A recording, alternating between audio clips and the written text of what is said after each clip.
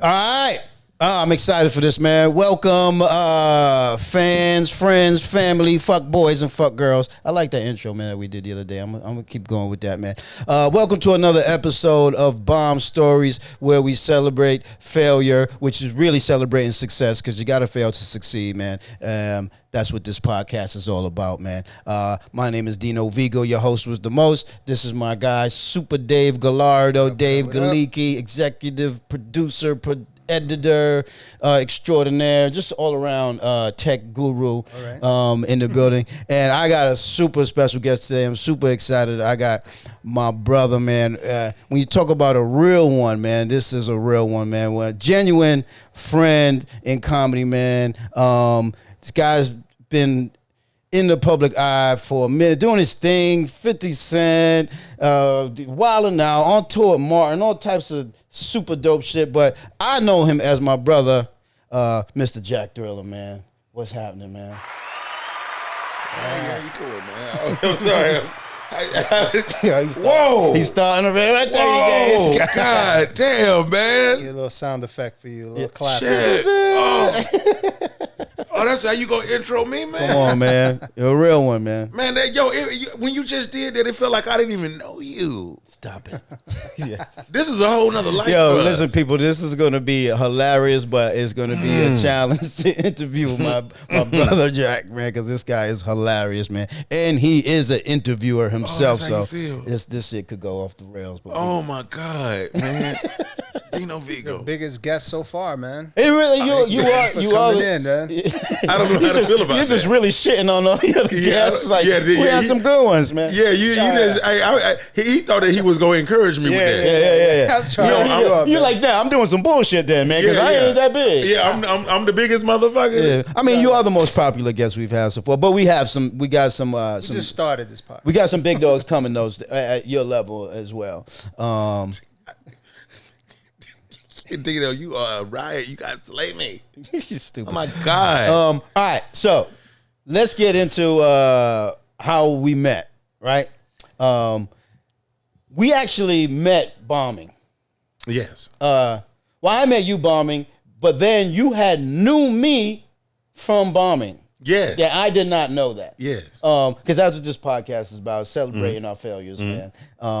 So let's start with that. I met you. You had just moved to New York City, the big city, the rotten apple from Atlanta, Georgia, where you had been doing your thing for years in the stand-up world. Sure enough. And you finally was like, fuck it.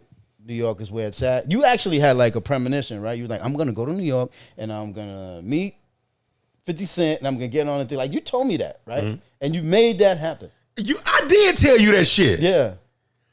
So I tell that story all the fucking time, but there are no character witnesses that was there, but like right in between me in that gap before I'm coming. Before here. you made it happen, like I met you when you got here, like the week or second week of, and we met, and like I have never been blowed off so smooth. I wanted to fight Dino the way he blew me off at Caroline's when I told him what my agenda was. He was so soprano.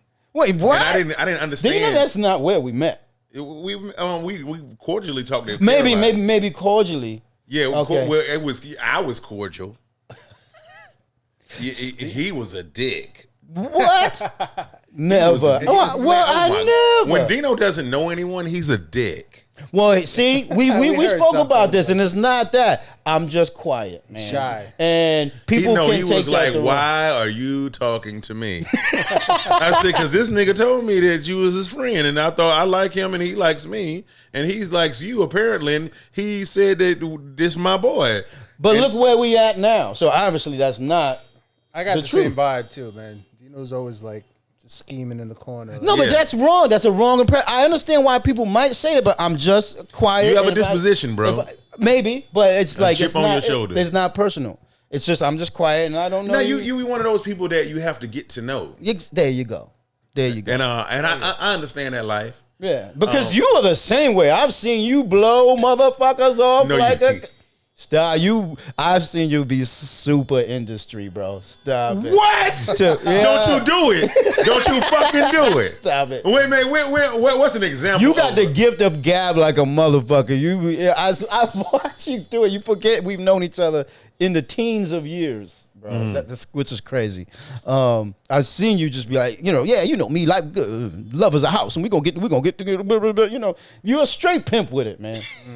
Jesus Yeah. Christ. Yeah. Oh, does he? Wow. So this is my recollection of good first thing. meeting you. My first interaction with you was you were doing a show in Brooklyn. I'm bouncing around doing spots and whatnot, and I end up at the same show you were doing. You were actually working, opening up, or you were on the show with TK Kirkland. And it was in Brooklyn, and it was not a comedy club. You know how that goes. Yes. The urban circuit, the chitlin circuit. You getting your little $100 and that, you know what I mean? You whatever. So we I ended up at the show. I guess the word was out, oh, TK's over here tonight. So we went over there, and it was a nightclub.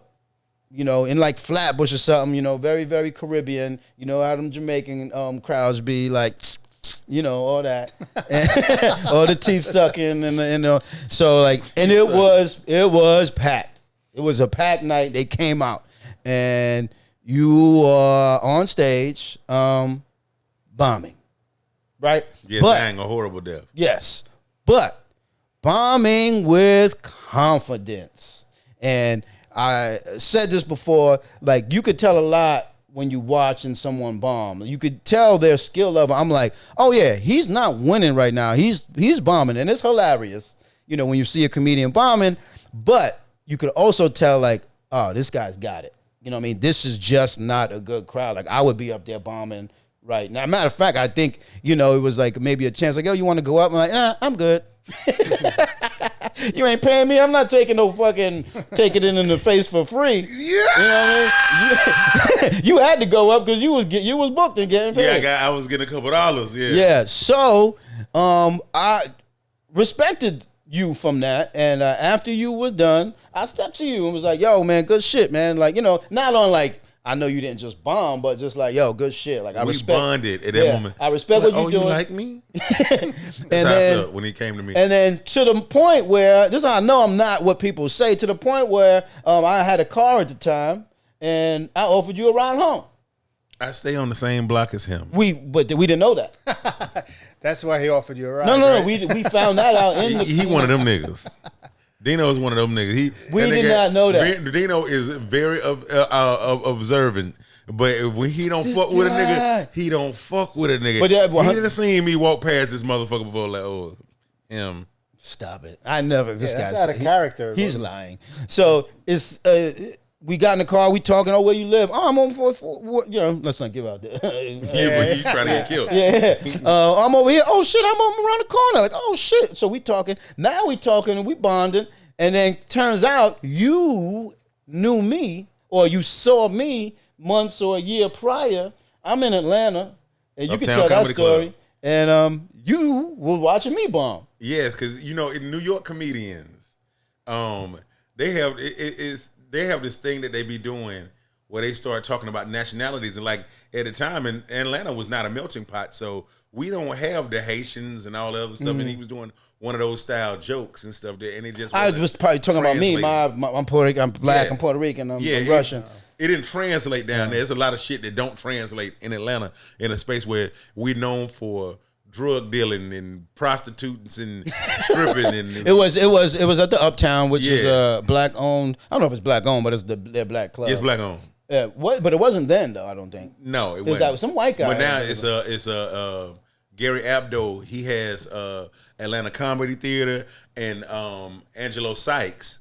He has Uptown Comedy Club. They Okay, used but to the be Uptown partners. was They were okay because partners I at the remember time like when you the were there. owner being a white dude. No, that I thought. Yeah. But you saying he did have a black partner? Yeah, he had a black Okay. partner then. That's what's up. Yeah. So whatever. Okay, And so then black Earthquake used to own it too. dope. I didn't know. A little history lesson. So During the Five Mics tour? No. I was out there with Capone. Capone's gonna come up a lot in these podcasts. My early years, I was opening up for him and moving around and rocking out with him. And one of the good things about that, which sometimes was bad, is like I got to. Capone threw me into the fire very early on when maybe I was not ready. You know what I mean? So he's like, yo, you want to go to Atlanta? I'm doing the Uptown all week. And of course. But I'm saying of course, but I'm still like, damn. You remember him bombing and how that night went? Yes, I Yeah. How long? That was a while ago. That was 10 That years was ago. over 10 Over years 10 years ago. Over. I'm probably doing comedy You 2 still years. Yeah, you always remember that, especially Yeah. how it's how we met. This guy became one of my best friends. Yeah. One of.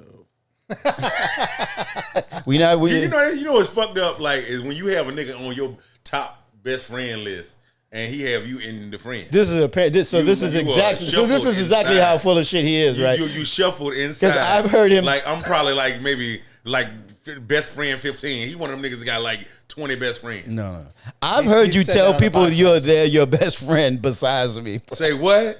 You said Little Duval's your best friend. Man, get the You fuck. Hey said- man, go and answer your little questions you now. said- exactly. Go and answer your little fucking questions. Exactly. What the fuck are you doing? So then, we at the Uptown with Capone for the week, and the Uptown had that day where that one show where they didn't rock with you. It was a lot of urban shows did this. It was the Keys.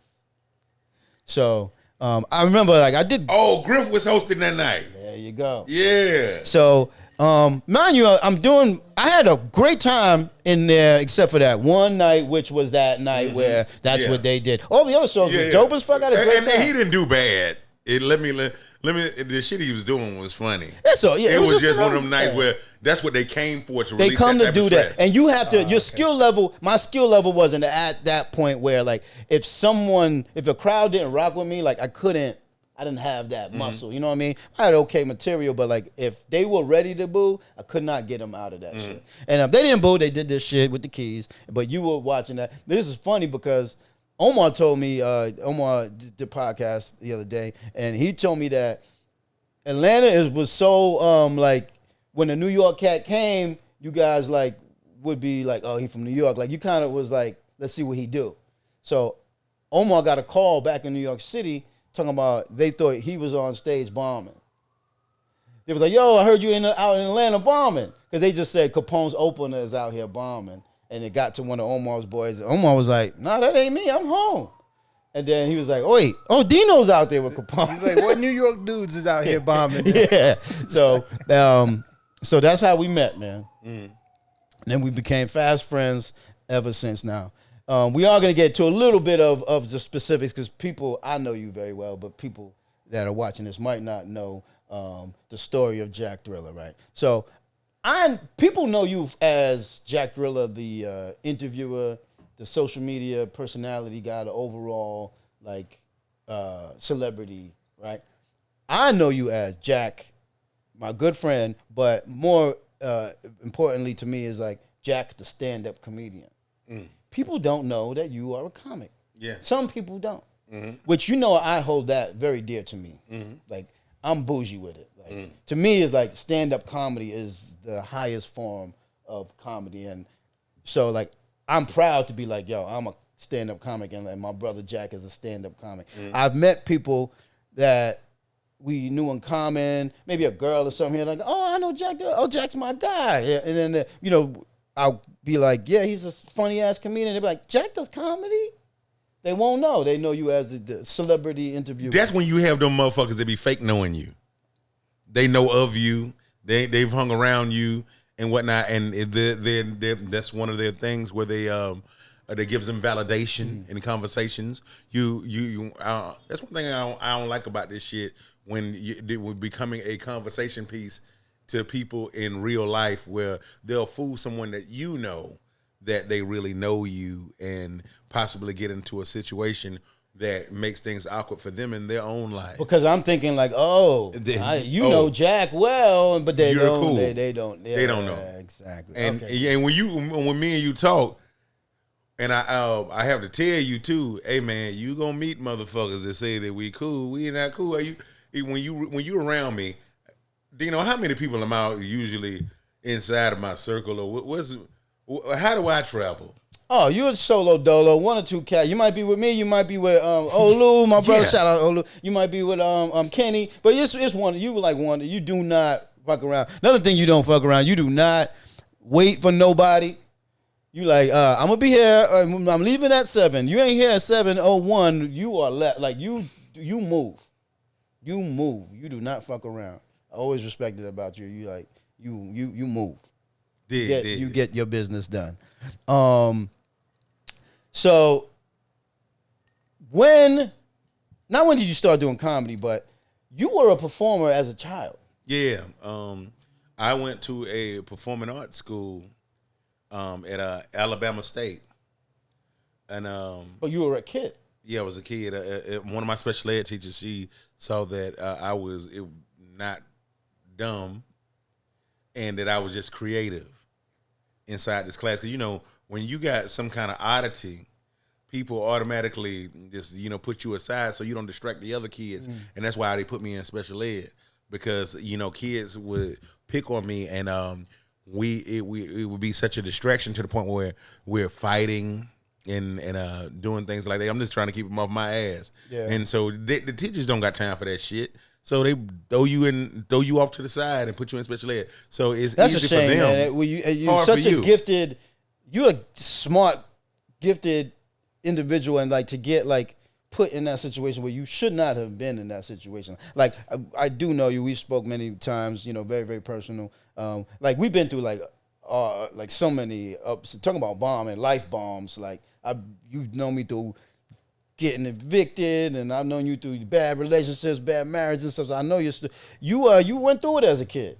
Yeah. I went through a lot, man. I had kids chasing me home from school, trying to kill me every day, throwing rocks at me, all kind of shit, fighting 4 motherfuckers at a time on a bus, all that shit. You know what I'm saying? Just because you looked.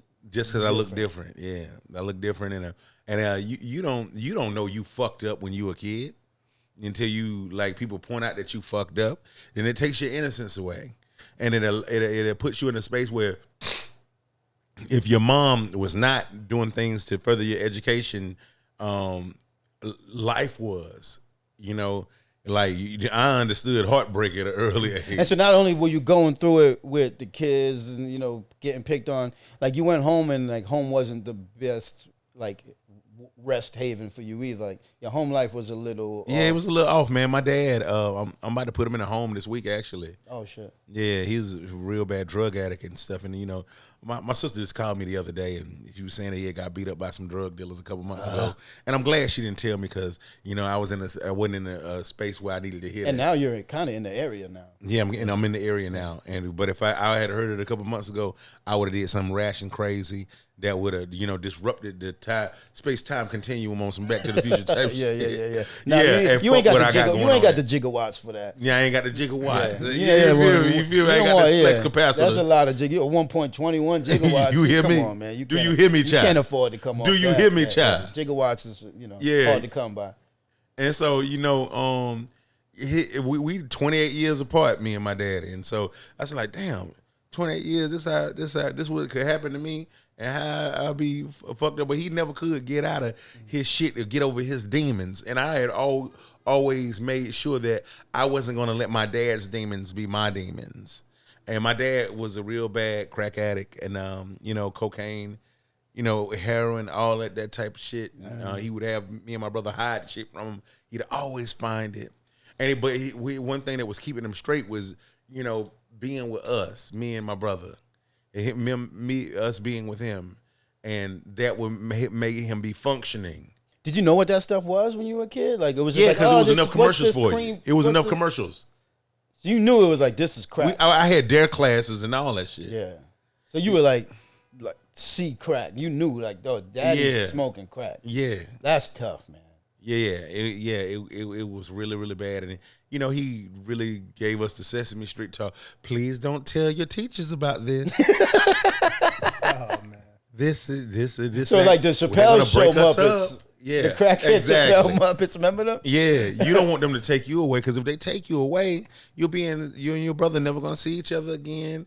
You probably never see your mom again, and it's gonna be really bad. Wow, your father was a genius. Yeah, he was a genius. He was a crack genius. 100%. Yeah. No, to be like enough, like to guilt trip your kid to not giving him up to the feds. Yeah. To the Fed family, Yeah. family Yeah, feds. man. Like, yo, they're gonna take you away. You're not gonna be in a good situation. Like, Yeah. yeah, that's Yeah, a smart ass crackhead. It was a lot, but then, like I said, it helped put things in perspective for me. And I had to grow up fast mentally and be able to troubleshoot certain situations. And I learned what not to tell that was my business. That was really close to me. Like you, I give this shit to you, Dino. What I would probably normally give it to anyone else about my home life, because nobody knows that. Or how many motherfuckers automatically think that I ain't related to nobody. The way my career has been set up. Yeah, and so I'm going to go handle real family situations this week, and even go see my mom. And cause, the biggest part of my dad like really falling off the wagon was losing my mom and them breaking up and shit because she gave up on him, and it that shit pissed me off too. And it probably is one of the biggest reasons why I always had problems with women is that whole abandonment shit. You know what I'm saying? If you see I got a problem, you see me through that shit, man. Like especially if I'm trying, like I'm an alcoholic, right? But my career and what my goals is my woman, and so that's what keeps me functioning and cool. I'm not as bad as I used to be. Huh? What keeps you going is your woman now. No. The comedy, the performing arts, my talent was my woman. Gotcha. And my talent believed in me, so it made it easy for me to believe in myself. And then, but when my mom was one of the first women in my life that I ever knew that didn't give up on me. So you can't. She didn't have no choice but not to give up on me because she's my mama. I'm about to say, yeah, most moms, if they can't do that. Yeah, you got to. You got to see him. Yeah. You got to see it through with your That's son. the same here. My mom is my everything, man. I have, the dad abandonment stuff as well. We all have our own shit. But I was mad at my mama for leaving my daddy. Oh. I was mad at her for that. Like you could have saved him. You could have saved him. Interesting. You could have fucking saved him. And so you loved your dad. Yeah. Yeah.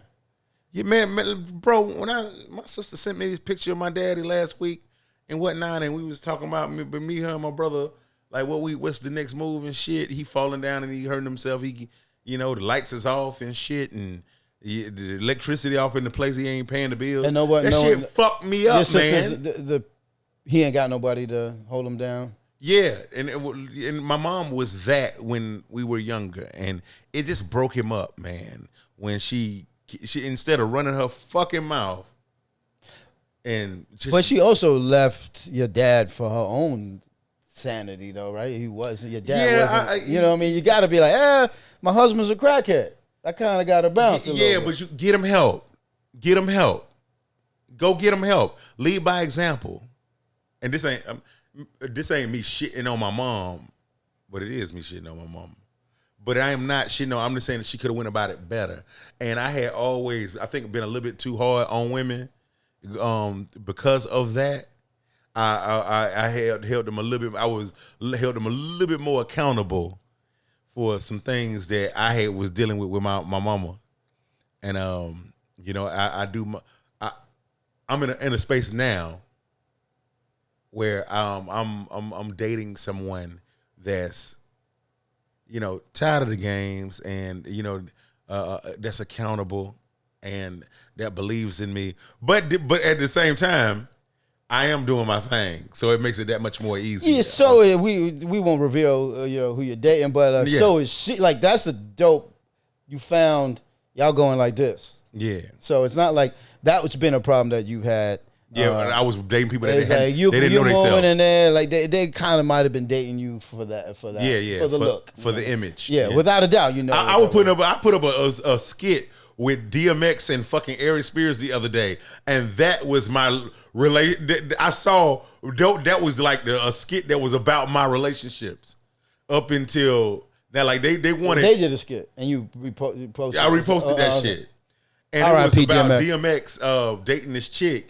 She didn't want Earl Simmons. she wanted DMX, and he didn't want to take her to party. He really liked this girl, and she's like, "Nah, I want you to put me in the videos. I want to be a hoe." Why you not barking? Yeah, I'm dating a hardcore rapper. Yeah. That when I was dating these You chicks, ain't, they you ain't wanted me to shooting be nobody? Come on. Exactly. What are you doing? exactly. I don't want to meet your family. Nah, 100%, 100%.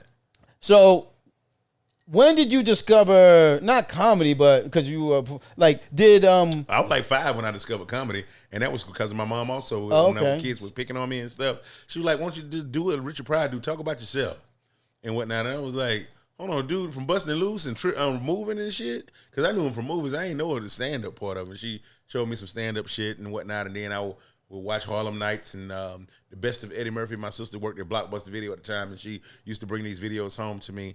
And then, you know, of course, I'm watching Video Soul like a motherfucker, seeing Hammer, Michael Jackson, Bobby Brown, Al B. Sure. These are all the people that molded Jack Thriller into what he Michael is today. Jackson is your he's you my god. tatted, yeah. Yeah. Young Jack Thriller, duh. Yeah. The Thriller comes from him. T.I. did the Jack. Young is from Young Jeezy. Great. You've told your story name so many times. Yeah.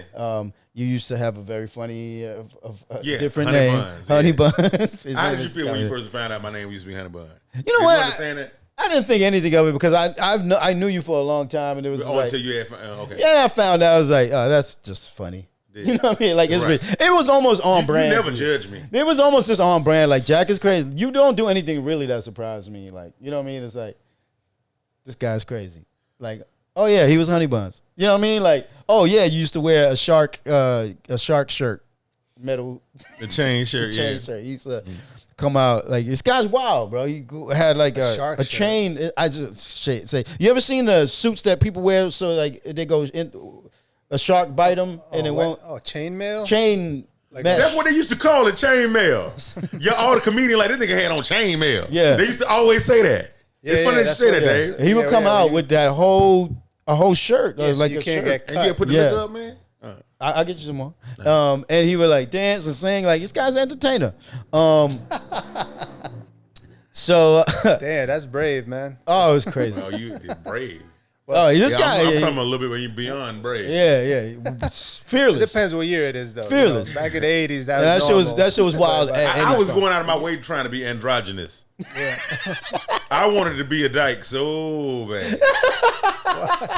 That was one of my goals. That was the dykiest thing ever. Yeah, I Oh, wanted it was people a to like phase. Mind to you, look he's at me like, is mind he you, a guy or a girl? mind you, he's coming out as Honey Buns. Yeah, So it was a character. it was a Oh. persona. So, And then so it was, you weren't this is a discovering yourself. You were just, it was one of I your was personas. I was in search of me. I was on okay. I was on MapQuest That was using one my of your GPS. That was one of them. there's a viral moment, and this was viral back then. It was a YouTube when T.I. and them found out that you in the studio and T.I. and them found out that you were Honey Buns, and they were like, hilarious, but you are not Honey Buns no more. Yeah. And then That was the night that T.I. named me Jack. yeah, you got literally named by one of the best rappers, you know, of all time, Yeah. King of the South. Yeah, Named you Young Jack Thriller. 100%. That's amazing. That's amazing. So, as quick, He gave you the name Young Jack Thriller. He put the Jack in there. I already had Young and Thriller. Young came from Young Jeezy. I was a real big Jeezy fan because of the Trap of Die thing. Thriller, definitely Michael Jackson. My favorite album all the time, Michael Jackson and whatnot. Right now, though, is Bad. I listen to Bad all the time. Like Bad every morning when I'm working out. Okay. Yeah. Love Come Together. I love Dirty Diana. You know, Dirty Diana is a really great song because they talk about that groupie shit. She likes the boys in the band. She knows when they come to town. Every musician's fan after the curtain comes down. She waits at backstage doors for those who have prestige. Fortune and fame, a life that's so carefree. Diana walked up to me, said I'm all yours tonight. And say me, I'm all right. Nigga, but you hear the shit that Yo. he was saying? A little yo, clap for You that. heard what the fuck the nigga was saying? genius. By the way, And that shit went over a lot of niggas' head that he was dealing with groupie shit. as a young. Yeah. She likes the boys in the band. She knows when they come because you ain't gonna get to the niggas. You gotta fuck with the boys in the band. Dirty ass Diana. Dirty. Said it was a hoe. By the way, this motherfucker can sing for real. I could hear it in his vocal cords. This guy, I appreciate shit. This guy. Oh my god. His voice didn't You're crack jumping once, all over the man. place. You're one of my most like amazingest, like almost Forrest Gumpy friends in the way that Forrest Gump like had that amazing life. Like, yo, you met the president, you discovered Apple computer, like you made Nikes. Like, yo, this motherfucker knows. I didn't know any of this. Yo, he is friends. I'll be blowing my mind. He'll get a phone call and be like, oh, yeah, nah, this is motherfucking, Bobby Brown just called me. Or whatever. You know what I mean? Like, wow. I'm like, yo, you know these? Yo, he knows every 90s R&B star. Wait, what president are we able to say? No, he was using it as an example. I have never met No. He just knows the most. Not even he knows them. He's their friends. Like, they hit Jack up. Like, yo, Jack, like, you know what I mean? Like, for advice, just for real friends. Like, I'm his friend. Like, every 90s R&B star is in his phone right now. Wow. I swear to you. I'm talking That's dope, from man. what's the thong dude? Cisco. That's my man. Genuine. I don't want to drop names, but like, Genuine was my marriage counselor. yeah, genuine friend, music soul child, like just every 90s R&B star is like you're in your Rolodex. Yeah, man, that shit crazy to me. Yo, they be helping him with his music. Like it's nothing. Yeah, It's crazy. The Backstreet, no, not the Backstreet Boys. Blackstreet. Blackstreet. Dave Hollister, Chauncey from Blackstreet. Hey, my club name come from Chauncey from Blackstreet. Club name. My club, that's what I used to tell girls my name was Chauncey. Like, if you want to look at that T.I. shit again, Oh, just like- his name is Chauncey. T.I. still think to this day my real name Chauncey. Because of Chauncey from Blackstreet. Oh my god. And then you have a little Duval and nigga, that's just as gay as Honey Bun. Johnson. and Chauncey from Blackstreet hit me up like, that nigga think my name gay? Yeah. By the way, this is so weird. Like, you hate when I say your real name. Go for it. I know. I've been wondering, like, wait, what's I'd be like, every once in a while, I'd be like, yo, what up, Ferrani?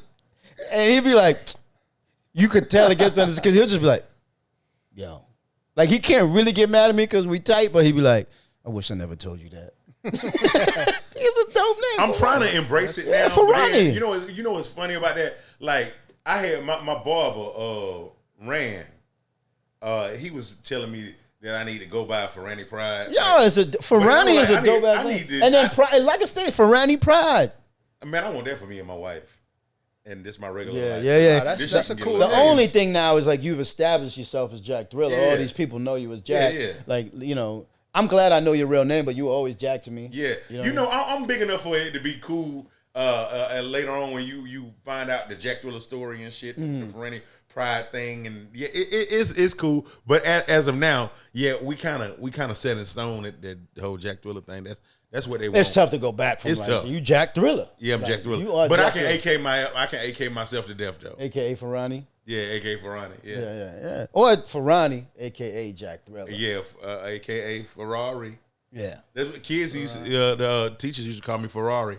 Ferrari Pride. So to wrap it up, when you was a child, you had a rough childhood, and It was interesting. I ain't gonna say it was rough. Because interesting. there's people that got real rough childhoods. Okay, like, so you have and it in then I perspective. was built for it. I was built for my life. Yeah. You used to scrap a lot. Yeah. You ain't scared of you're not a scared dude. No, Yeah. not even a little bit. Yeah, you will scrap. Yeah, 100%. And if I am not tough enough for you, I can introduce you to some tough guys if you want it. I've done it. New York know about me and that shit. Okay, we leave it right there. we statute of limitations. So you fell in love with the theater became your respite, your place where you happiness. Let's just get to it. You used to be with a traveling theater? You used to perform with the Good Times. Rerun from What's Happening. Rerun from What's Happening. I love this. Yep. There's a play called Will to Survive. My stepfather, Dave your mom Hatch. got remarried. Yep. And your stepfather was his name is into the David theater or Hatch. whatever. Yeah. Okay. Yeah, And he just left my mama and whatnot, and he went and remarried and shit. He thought we were still gonna be friends after that. he still tries to hit you up. You're like, Yeah, he said, I'll be ignoring his calls and shit because now I got to take care of her. hilarious. You know what I'm saying? Like, nigga, oh no. At first I was cool. Like, hey, man, you got to do what you got to do. And then until my mama called me like, hey, I'm fucked up. Like, oh, this the residual shit of that. I got to take care of you now?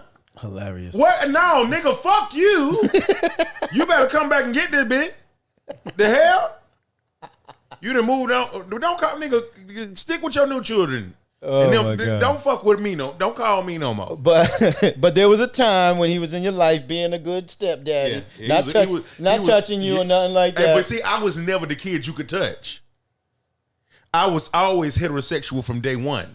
Got you. You know what I'm saying? Like, I used to be in love with my preschool teacher, Miss Griffin. I can see you trying to fuck a teacher, bro. Yeah, I would. I mean, she'll put me on her lap and put me by her titties. And I didn't know what I wanted to do to that. Miss lady, Griffin, if you out there and you still ovulate, I think she dead. you still okay. She's fucking dead. All right. But yeah, damn, she missed out on the jack. she missed out on that good little dick. That good nigga, I would have put all my balls in her, all that shit. Good little dick. The little dick that could. The dick that That little yeah. dick could not. You make the one You know, that the shit, it was like a big clit. yeah, but hard. you aim to please. Though. Yeah, you hear me? You got to put that work. You hear in. me? Yeah. That way you ain't even nothing. You peeing on shit. You gotta pee it all in that bitch. You hear me? Yeah. So you traveling around doing. So you was a performer when I'm trying to get you. I like, always was a By performer. the time you got on stage to do stand up, Yeah. the stage was not. It wasn't foreign to me at all. Yeah. See, I had to. The first time I ever got on stage in my life really was to do stand up comedy. Mm-hmm. So like I was very afraid. But you came from a performing background, Mm. so we decided to do stand up. It was like, all right, just another form of performing, Mm. right? When did you start doing bombing? Do you remember your first bomb? I was bumming. Did you off the bomb? rip. Did you ever bomb as a kid performer? Like during the No, film? everything cute when you were a kid. Okay. So people laugh at you like because they can't believe kids. That's why them kid shows always do really well because kids are saying the things. So that meant then when you finally did not do well as an adult, you probably was surprising to you, right? Like, oh shit, it doesn't go well all the time. No, I knew I was gonna bomb. Okay. Because I used to watch Def Comedy Jam. I used to watch Apollo all the time. So I understood the consequences. That was a possibility. Of not. Yeah. And then, I had I was adventurous, but then at the same time, I knew I wasn't good. Okay. I knew I wasn't good. But you still had like the courage, the ambition. I knew I was a star, and I knew I had to work my shit out to find myself. I didn't know how long it was going to take to do it. So being as multi-talented as you are, what made stand-up be the avenue you tried? Or you just tried everything? Because everybody said that I was funny Gotcha. from grade school on. And so I knew that's what it was, even though I didn't want it to be that. But it's easier to be a stand-up comedian with one eye than to be a full-fledged actor. Yeah, unfortunately, it's like, what are we going to do with this guy that looks different? He's so funny. You know what I mean? But then doesn't you look- make yourself Yeah. a Talk that thing. shit. You Talk become that Jack shit. Thriller, Talk and it's that like, oh, shit. now we could put Jack Thriller in this thing. That's the beauty of stand-up is, now we could put Jack Thriller in this thing. But before that, without the stand-up, is like, yeah, I don't know. What are we going to do with this guy? There is no role for a guy with a star in his eye. You know what I mean? But now you could be the star of your own show with the star in your eye. 100%. So I must say that was a great choice. 100%. I ask every comedian who comes on the show so far, first time, did you bomb your first time or was your first time, did it go well? I bombed the first time at Chris Tucker Comedy Club. I was on the show with DeKeys and Steve Brown. And, Steve Brown Yeah. with the dreads at the time. Yep. Yeah, He had dreads at the time. And this was back in like 98 or something like that, right after a week. It was a week after me going to go see Kings of Comedy live. Oh shit! I saw it in the movies, not live though. Yeah, I seen it live twice. Bernie Mac twice live. Dope. I was there. Dope. I was there. There you was. The PTSD right there, guys. You know, I just went there. I saw me. That's as a little boy. that's amazing that you got to see them live. You know who I got to see live? Who that? Twice. Who that? Luther. You saw Luther Vandross twice, Twice. Live. bruh. At Radio City and Jones Beach. Hey, bro, do you know how big of a Luther Vandross fan I am? I saw that motherfucker twice. To this day, no one has. Watch this. This is my Pandora, right? Pandora. Step your streaming game up. I'm sorry. I'm Yeah, sorry. I'm on Al Green that's right not now. Luther. Yeah, yeah. Another great though. Yeah. Edit that out. You just But, love Luther. Yeah, I love Luther. Yeah. I love Luther. Oh, so, I bro. sing my old lady Luther songs like every other day. Man, he blew my fucking mind. How old were you? I was grown, like I'm 20. So I was 24, 5, whatever. You know I'm old as fuck. Oh, yeah. I always forget that Dino is 10 years older than me. Yeah, That shit be fucking my head it is up. weird. Like we like Because he's a gorgeous young man. He looks so young and vital and free. He has a great diet. yeah. On the inside, Yeah, it's you don't drink. Yeah, Yeah, he don't drink. Good grade of hair. You know, it's a smile that can light up the darkest night. And he loved God. But yeah, I was God is good all the time. So I was dating this. My girlfriend at the time was a big Luther fan, and so I took her to see Luther on I guess one of her birthdays, and it was One of her birthdays. we was together for a few years, and I took her to see Luther Vandross at Radio City Music Hall, and like I was just taking her to be like, all right, you like Luther, let's go, you know what I mean? And man, did I become a Luther fan? Like, just completely blew that place. Oh, like it was just amazing watching a master. I love watching a master at his craft, man. That man was so talented, man. And then because I loved it so much, maybe a year or two later, he was at Jones Beach Amphitheater, and then it was like a few different. It was like a lineup or whatever. And I was like, oh, nah, we going. But now I'm going because I want to go because that motherfucker was so dope. And so I saw Luther twice, man. Nothing like watching a master at their craft. So it's something I hold dear to my heart. The same way you saying, like, man, I got to see the kings of comedy. I was there. I was there, man. I was there. I seen Rick James a month before he died, perform with Tina Marie. And I was sitting next to Tyler Perry when he was doing the plays. See what Not I mean? when he was doing the movies, when he was doing the plays. Yo, Forrest Gump shit, man. 04. Wow. Forrest Gump shit. It was right after the goddamn Rick James bitch, the Chappelle shit. He didn't got life breathed back into him. Yeah. Did you get to talk to him, or you was just He gave me the J, and I had fake smoked it. whoa, Yep. it's Forrest Gump, son. Yeah. You got to smoke. I gave it to Tyler. He was like this. He passed it to someone else. Put it all Man, in his mouth. listen. You got to take the J from. I don't care what that shit is laced with. Yeah, Rick James give you some shit. You smoke it, man. You smoking it. You Yeah. smoking it. And then he was gone. And I was gone. Been on A heroin week ever later, since. he was gone. Yeah. Well, about a month later. Wow. Hey, man. Hold that dear to your heart forever, man. Yeah, I feel it now. Shit, I gotta Boom, boom. trying to get my shit beat back right. So your first time did not go well. It went well for me because in my heart I was just glad I was doing it. Okay, that's You a did. win. See, You that's, see what I just did? That's the attitude. You see what I just did? So regardless, it was a success because you got on stage. This is all you're gonna get from me too, Dino, because I understand the journey and the path. I always been that guy, and I always knew shit wasn't overnight. That's what this podcast is about. It's celebrating those failures because, I've said it a few times already. Like, failure is funny, but it's just a step to the success. I always say, like, if someone walks across the street, they make it to the other side of the street successfully. That's not funny. But if they trip and fall, it's funny. We laugh at that. But they got to get up and they still got to get to the other side of the street, and then they overcame that trip. And being able to embrace that failure and learn from it is what this podcast is about. So you early on, perseverance. There you go. Throw it in every episode. Every podcast he has to throw in that word, perseverance. Very, very, very good word. That's a good word. Good word. That need to be a deodorant. Yeah, that's a perseverance. You can get your deodorant to persevere. Because I always say I luckily did well my first time, as well as I could, being a new comic, 5 minutes. And if I would have done well, I did not have the confidence you had and have that if I would have did not do well that first time, I wouldn't have had the attitude you have, like, oh well, at least I did it. Like I would have quit. If I failed, where did you start? Like in doing open mics, or you just contests? Open mics. Just open mics. Open mics. Then I went to wherever people let me go up on stage.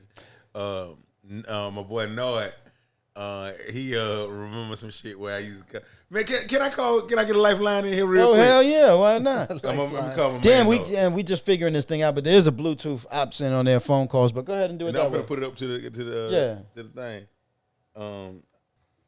Yeah, this is my boy Nard hosting. He was hosting the night that I met Lil Duval. What up? Hey, Nard, I'm on podcast. My boy Dino Vigo in New York, and I was just over here talking to him. They was just asking me, did I do one nighters, and did I ever do showcases and open mics and stuff?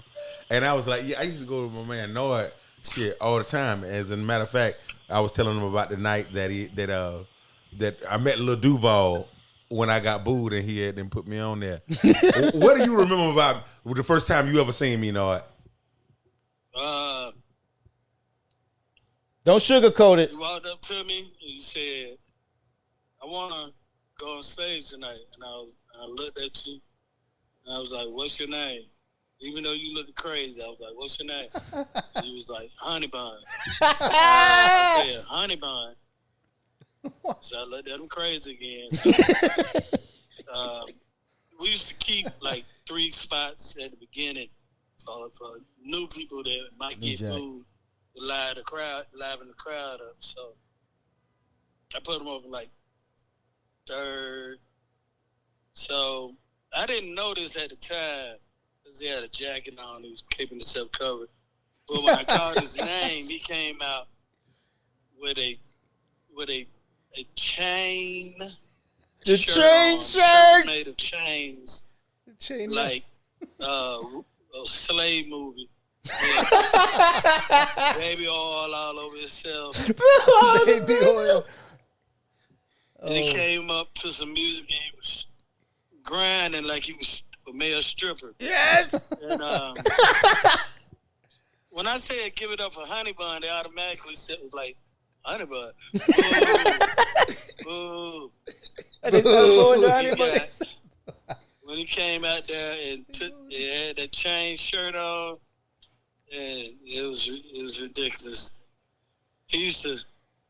You remember the outfit that Debo wore when in one of the Fridays movies, the orange jumpsuit? Yes. When he broke out of jail. Yes. He had one of those.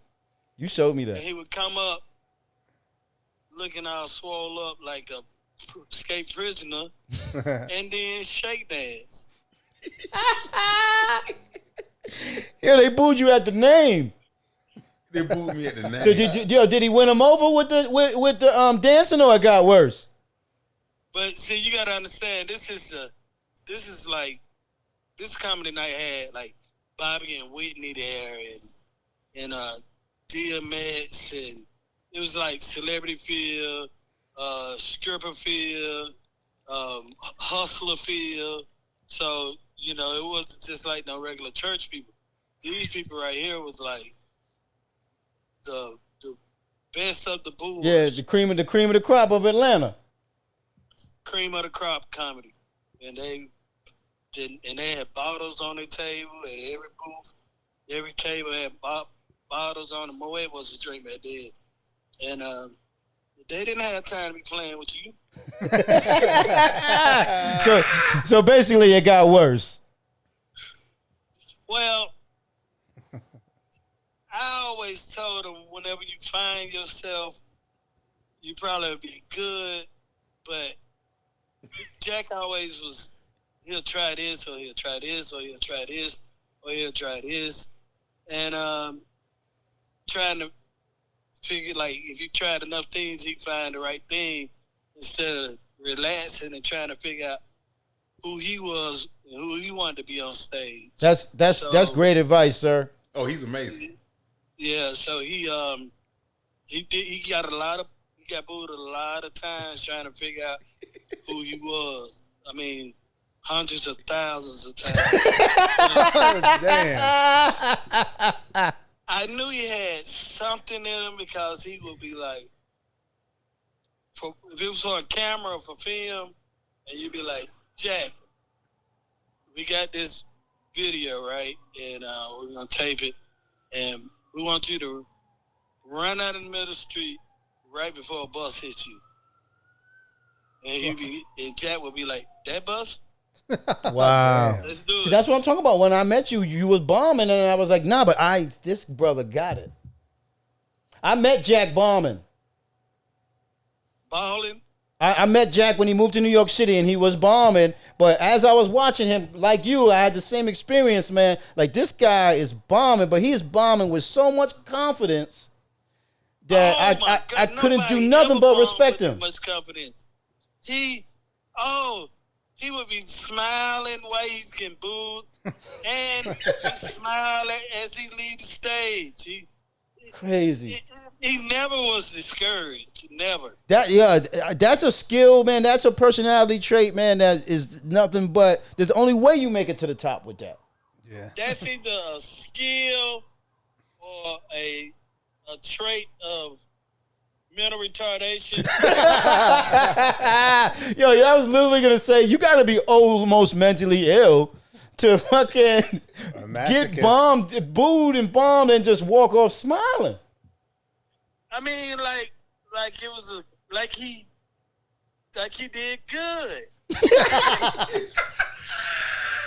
They were throwing back then. They were throwing chicken wings. Oh damn! This shit out of 5 heartbeats. He just was. I think I did all right. I think I did. Yeah. So did you know? Did you have what we call? You ever heard this expression, laugh ears? Did you like not hear the boos and hear the one person that laughed? Is that a thing? Or you knew you did well, but you knew you didn't do well, but you was just like, fuck it, I'm confident. You talking about my career? No, Jack. Just a question to you. Did you hear the boos and pretend they weren't there? Like, what did you think happened? See, my first time on stage was the only time I got booed because I was over aggressive, and Bruce was over the night, legendary comedy at the end in Atlanta. And I was like, you told me you was going to put me up. And he put me up behind Jamario.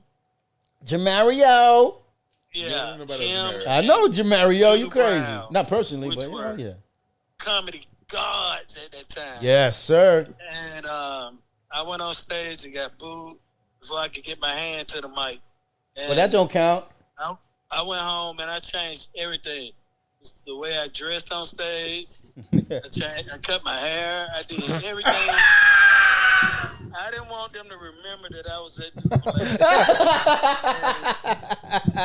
He went with caterpillar to a butterfly. Say, I'm never feeling that again. Wow. And since I knew how to handle hecklers and stuff like that, I mean, if you would be like, boo, I would clear your whole section out, your whole table. I would talk about your mother that I never met. I would talk about anything, because the rest of the audience can't really see you. So I'd be like, oh, you're cross-eyed ass. And the audience will think you're cross-eyed. It might not be nothing wrong with eyes. Yeah. You make shit up. See, I'm just starting to learn all this now. I'm asking Noah about this shit. He telling me this now. the tricks of the trade and shit. He wouldn't talk to me back then. Hilarious. I didn't know none of that. He said the cool kids did he used to host Uptown too, or no? Say it again. Did he host Uptown? He still to this day. So wait, I think he was the one who. When you got booed, he was the one that was. With the kids, he was hosting. I remember that name. Yes. Yeah, I caught a Yeah, boo. he destroyed you. Yeah, I caught a boo bird at Uptown when you was hosting, brother. Yeah, About 10 years ago, 15, 14 years ago. yeah, that was me. I got a lot of them right. A lot of them right. But I just didn't just get a boo. I taught them how to. Okay, if you come in the club 30 minutes after the show start, you're not going up because if you were getting paid for the show, they wouldn't pay you because you're 30 minutes late. I made them treat amateur night and open mic night like it was a paid show. So they had to get there early if they wanted to go up. So he's like your Yoda. They had to, do certain things like that. He's your Todd Lynn. Yeah. He was like Ty Lynn to me, did to you. Yeah. Got you. Yeah. Listen, yo, brother, thank you very much, man. You that was some great gems you dropped on us about our boy Farani. Nigga, you stupid. What you call That's funny. Yeah. Hey, no, man, appreciate that, folks. Hey, listen. In closing, if you ever he walking down the street, Jack walking down the street, just be like, "Yo, honey bun," he's still a turn around. Niggas, hey, let me tell you something. Didn't he hated my name? Hated Honey Bun. I understand. Hated it. But now I done changed it to a whole different nigga. If he But now you want to call it to you. and calling the nigga Honey Hilarious. Bun. Hilarious. This shit is weird to me. Yeah, that's funny. Nigga used to want to kill me. You want to kill me for even being cool and being named Honey Bun. Because it's like, well, you my friend. Why do I gotta call you that? A grown ass man walking up to another grown ass man talking about my name is Honey Bun. That's a tough one, man. And he's a nice guy. You gotta be secure with yourself to call your boy Honey. All right, y'all take it easy, man. Yo, take care, brother. Thank you. My man. But that was great. That was great. Told you about the shark shirt. Yeah, you saw that. It's a real thing. I told you about the shark shirt. I feel like you knew you were gonna get that reaction. You were like a shock. You were going for that shock value, maybe. Like I don't know. It seems like. Did you go? Were you going for the shot? I thought that shit was sexy, man. To be honest with you, I'm a very abstract individual. Cause you used to dance. You used to strip. Yes, correct. I was a stripper. My name was Bob Wire. I did not know. Yes, I did not know your name was. I thought you was just Honey Buns the stripper. No, I was Bob Wire. Small, but I cut you. That was my motto right there. I wasn't a good stripper because I had a great body, but I couldn't dance and be hard at the same time. So my shit, I used to keep my shit in a ball. Keep my dick in a ball, yeah. Like, and I would have socks inside of my elephant trunk. Oh, I would have it, and you can see the knots in it, so you know it's not real. It's not a dick. It's something there, and it's you just dance like your ass off. Yeah, I was dancing my ass off. I was dancing to long songs, man. Long songs, because I like to dance, you know. Yeah, you got there having fun. Yeah, I was having fun, and I was supposed to be making money. I was dancing it. Keep on. Till you don't stop. Don't stop till you get songs enough. that's not even supposed to be stripper songs. It will dash motherfucker like 4 minutes and 30 seconds. It's a workout. The long Earth, Wind, and Fire long version. The song be 8 minutes. Yeah, dancing the reasons and oh, my. So that was yeah. And you know I was dancing the D'Angelo, How Does It Feel? You know that's 8 minutes right there. Oh, my God. And then you standing there, you got to slow dance to that shit too. Soft. You told me one, several, but one, man, I wish I remembered. Hopefully you just know right away. An amazing stripper story. Yeah. Do you know the story? You Yeah, man. It was the night I had quit. Oh, yes. It was a night you said, I'm done. I'm done. Okay. Because like male strippers don't make a lot of money. It was a couple of things that I should have quit on. You know, God always trying to tap you on the shoulder. Like male porn stars aren't the money makers. No, whatever, which you have a little. I'm in the porn. I'm in the porn. You have you were in that world, but let's do this. Bust another that trying. Yeah, it's in stores now. Yeah. Okay. You didn't make a porno, did you? He was there. I recall seeing you. I was He was present. there. With a I was porn definitely star. present. He was there. He was there at the filming of legit porno movies. Yes. At least one I know of. in the frame. No, he was there. Oh, I he was watched it. part of the porno. He was Yeah, in the busting out of that train. in the storyline. He had lines. Ah, Yeah, he gets a SAG card from that. Yeah. Yeah. My balls was You're definitely a sagging. PAG. You're in the Porn Actors Guild. For Yes. That one thing. Yeah. So the day you quit stripping. I was dancing. And they used to always get on me because my back was never oiled up. And He just oiled the front. it's To yeah, ashy. because I couldn't reach my back, but I didn't want nobody else to do this it. day, either. I have a problem with that. Yeah, I can't. You gotta fit. hard. You gotta use a towel now. They need to come up with some type of tool, man. Why Yeah. haven't they? We need to invent that together. lotion the oil tool. towel. Because it's crazy. Yeah, My back be dry as fuck. that's how mine was. Yeah. and it really hurts on the carpet on stage, or the hardwood the carpet floors. on the stage? Yeah, when you spinning around, whatever, because it depends Different on places, what kind of dancer are you. Yeah. You know. I wouldn't let nobody oil my back. Because it always was guys. Understandable. Yeah, so I tried to do it one You got day. a wide ass back pause. Yeah, I got a wide back, man, and I put some oil on the walls, and I try to like do this shit and get the oil on my back. But I just couldn't get oily enough. Oh shit. So They didn't like that. they didn't like that. It was this one night though, but I was like the finest stripper there, and it was. Keep in mind, it was some really good looking guys. I was used to dance at pinups at That's a legendary place. It's a legendary place in Yeah, Atlanta. that is the- It yeah. used to be called Guys and Dolls back then. Okay. I was one of the guys. Okay, I remember being, but this ain't a strip club. But I remember always being in Atlanta when we used to go to Atlanta early on in the years. Me and my boys would be driving down Peachtree, and we would see Bulldogs. Yeah. And then we always just made us laugh because it was like, Yeah. yo, that's the gay club. It just Yeah, made- yeah. And we would always be like, oh, well, Yeah. where's Tone? No, Tone's at Bulldogs. This You know what I wasn't mean? gay. It was almost like the Blue Oyster, like Yeah, exactly. Like Bulldogs became the punchline. of Yeah. it.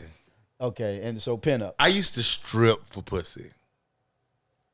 As It wasn't about you should. money. Yeah. Okay. And it wasn't about I wasn't trying to make no money. I was trying to fuck some hoes, get some head and shit. Like male strippers, like some of my best nights I made $76. You know what I'm saying? I was making Oh my god. gas money for a Ford Explorer, the first Ford Explorer. Back then, yeah. You know what I'm saying? Oh shit. Yeah, it got to the point. I was fucking old bitches, man. I would fuck the That's bitch the look ones like you get from there. yeah, that's all you get. Yeah. That's what shows up, right? Blanche from the Golden Girl. Yeah. Thank you for being a friend. Yeah. Travel around the Back again. My heart is full. You're a pal and a confidant. And if you threw a party, And invited everyone you knew. you would see the biggest gift would be from me. And the card attached would say, thank you for being a friend. Dun, dun, dun. Dun, dun, dun. So this one All right. night, this guy, I'm dancing. I think I'm dancing to scrub the ground, scrub the ground, scrub the. No, That's was some it? Atlanta shit. Some Atlanta Yeah, shit. okay, Yeah, okay. I'm not in Atlanta. I just got here today. Yeah, I'm like, yo, what? Okay. Yeah, I'm not in Atlanta. Like, you're like, what the fuck? I mean, we know the hits, but round and round we go, round and round we go. I think that sounds familiar, but I Yeah, don't that's how I spread start. Round and round we go, round and round we go. Yeah, this is how you start off with it. Like this. Okay. That's that snap music, right? Yeah. Okay. It's like Buddha shake dance, Luke type shit. Okay. Bass music, bass music. All right, music, all right. Bass, Florida. yeah. So it was this guy came up to the stage, man. He was trying to tip me and shit, and I was like, "Whoa, bro, man, put this shit on Because it was stage." mostly women came to the club, right? It was like, Yeah, but it's going to be so when gay a guy people. comes, it's like, Gay yo, dudes. just the same way when women come to regular women's strip clubs, same thing. Mm. But it was just more taboo back then. so you would have the occasional, well, not the occasional, it will Well, always be. and like I'm 19 years old, so I didn't strip long. I only stripped for 6 months. Got you. You know what I'm saying? Got you. This is before comedy. This is during comedy. He's been I rocking was a up, man. stripper, I was a comedian, and I was a bouncer. Yes. At the Velvet Room and the compound. Yeah, this guy knows every Patti LaBelle. Yeah. He knows Patti. He worked and knows Patti LaBelle. Been to her house, right? How do you? You been to her house, right? Yeah, We're gonna get back to the stripper story. Yeah. This motherfucking Forrest Gump ass dude knows Patti LaBelle. You been to her house, right? That is for royalty only, man. Yeah, I'm a royalty. Atlanta royalty, right? I'm royalty, bro. You in the right You place? better tell a man. friend. You see the hat? Yeah, come on now. All right, ATL. we'll get to Patti LaBelle after Yeah, this. you did. You're stripping to scrub the ground. Yeah, round and round we go. Round and round we go. Yeah, and so yeah, so the guy, he was like, "Man, I want to tip you." I was like, "Dawg, let's put this shit on stage, man." And he was like, Place "Nah, it right man, come here, let me put that shit in your guard." I was like, "Bruh, put that shit on stage." And I saw it was $100 bill. I just went on, grinded right in front of that. Oh, it's nigga. $100? It was $100. Oh, you gotta go ahead, place it where you want. I think I damn near slapped him with the elephant trunk too. Oh, it's $100. Place it where you want, sir. Yeah. So I slapped him with the elephant trunk. Mind you, is socks in there. So he probably thought it was a real dick. But and then he put the shit in my shit, in my garter. But then, It's a garter. yeah, and then he had put his knuckles down my leg like this. He slid his knuckles down like this. And I was like, oh, and like the leg that almost didn't work no more. Cause You just was like, oh, because like this leg was gay now. yeah. Just that part of your body. No, that's happened I to was me, going to man. amputate this part, right? I was going to Dude, cut it. that's happened to me, man. Like you get like a guy touch you just random, you don't realize it, and you're just like, oh, like no, Yeah, don't yeah. touch me, like Yeah. you know what I mean? You ever been in one of them crowds like you was real crowded and whatnot, and a dude go cross your ass and you know it was a dick. You know it was a dick. You was like, but you try to ignore it. You just walk. Yo, it's a weird feeling. You're like, oh, I know I don't like that. Yeah, I know I don't like This that. is not cool. Yeah. People live their life like Yeah, this. yeah. To each his own, but just that little Yeah, graze. yeah, give it's that the- back to each. It's the graze. Give that back to each of If his own. someone graze you, Yeah. it's like, because aggressive, you bump, you like, oh, that was a man bump. Okay, Yeah. cool. Yo, chill, bro. You know, we good, though. But the graze is like, oh, I'm pretty 100% sure that I don't like that. Yeah, it was. Yeah. It was unregulated. I'm sorry. It's very So unregulated. the dude touches your guard, your leg go numb. Yeah, it go numb. I was gonna cut it off. I was gonna amputate it myself on stage. We get in. I'm done with my set. Still on soft, but But you got $100 though. I got $100. I made $126 that night. So I go to the bathroom and I'm peeing, and I got my ass out because my chaps I got on chaps. God. You know, so Yo. Yo, this is amazing. and so dude come in the bathroom and he was like, "Damn, you got a nice ass." And I looked back and I was like, "Thank you." And I Because he walked gave out you the 100, club. so you got. He gave me 100. So I Mind couldn't- you got some junk in your trunk. Yeah, You're my guy. I got a little junk. Yeah, you got, I got a little junk. heterosexually. You got Yeah. a fat ass. Yeah, I got a fat Okay, ass. yeah, go ahead. My girl was telling me I got the fattest ass a nigga ever had that she ever dated. Wow. So you in the bathroom, Wow. you You got got a your fat chaps ass. You in the bathroom and you got chaps and you got a fat ass compliment. Yeah, so I was offended and I was flattered and And $100 richer. $100 richer, and I just walked straight out the clothes, straight out the club. I didn't with no clothes on and my chaps, and I got inside my Geo Tracker and I drove home. Geo Tracker. Yeah. Yeah, that doesn't even 96. exist anymore. Yes, I had a shirt off, all that. It just You're driving in the car with with chaps chaps. So you leather seats. that was like a deal breaker for you. Like It was I'm- a deal breaker. I was like, I'm done. This I is mean, too much. basically, you was just, it was not for you. It Yeah, wasn't that. It was just like, yeah, this isn't for me. Yeah, this ain't It for was me. the knuckle. This is not and what I then- signed up for. Yeah, yeah. You And- got to amputate your leg now. You Yeah, need that leg. yeah, I need you know, the leg. You can't get rid of it. You already Yeah. got the one, handicap. The Yeah. two. It's You know? it's too much. Yeah, I can't. Yeah, it's already. Yeah. And then I was like, yeah, I got to commit to go ahead and being a stand-up comic. There you go. Yeah. There you go. Amazing. Amazing. Yeah, I don't even know how you get into that world when you doing Which one? into the stripper world when I wanted to get more pussy. Ah, okay. That's it. I all wanted right, to all right. dance. You and make forget, more you pussy. forget Jack is nuts. Like Yeah. you know that. No, he don't understand the level. Yeah. But you weren't debauchery. serious about Yeah. comedy. He really don't get it. He does. Yeah, it takes a And see, special you see kind what of he was person saying to too? know you. Yeah. Hey Dave, you a comedian? No, I know. You see, he challenged me with the comedy. He said, "You don't care about comedy. You didn't care about comedy that much." So that means what I was going through equates or is equal to me, whatever my level of commitment to comedy. No, I was finding myself, which is comedy, Okay. and I was doing comedy at the time. A lot of You was people finding that- yourself. Period. yeah, Right. period. And life. Who was Ferrani? Yeah, so it's like I was in search of a story to be able to do And what I'm doing right here for you. Right. So you were living life and I was making living life, comedy. and I understood, Dave, that life ain't waiting outside the comedy club every day to get on stage. You was I was actually going to go get some experiences, and 100%. so I wasn't trying to make up shit. that is So- one of so the you're not one making up jokes. You're living life and creating. Dave, are creating you with me? content. You with me That- now? yes. I got you. That's one of the best things. Listen, I started comedy late in life, right. and I always wish I started back then. But one of the best things about that is I already knew who I was when I started comedy. I started comedy when I was 30. And he was cool with it. I had lived life already. If I started when I was 19, I would have been doing what you was doing, just figuring myself out, not knowing who I was. But you got to mind too. Bruh, it's a lot of shit that I did. It's and a you lot was of a wild boy. Yeah, a lot of nigga heart won't let them do the shit I did. It's a lot of nigga heart won't let them do the shit I did, bro. This young Jack Thriller shit, nigga. Yeah, after me, there'll be no more. Oh, yeah. What the hell are you waiting for?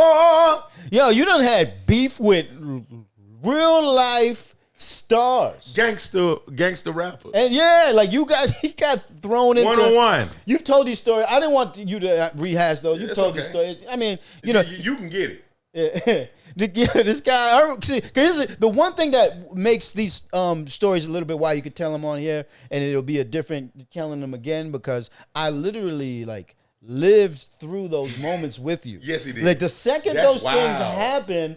Like, Wow. I'm The at your perspective crib or of a you are at friend. my crib. The yeah. perspective of a friend. Yeah. No one has ever heard this before. Yeah.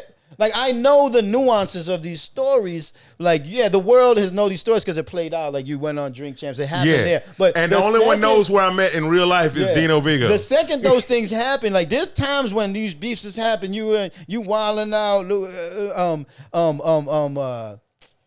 What's that guy? DJ Khaled. You having beef with all these people, random things, and like you're crashing on my floor at the time. You know, because whatever life thing is happening to you. You know what I mean? And like I'm literally going through these moments, like you coming through, like as it's happening, or like the day it's happening, like yo, motherfucking Khaled just brushed me off, or yo, 2 Chainz just challenged me to a fight. Like I'm literally getting the emotion from you at the time. I'm like, yo, what? How'd that happen? I'm getting the play by play, man. So you and want a lot of times I didn't think he believed me.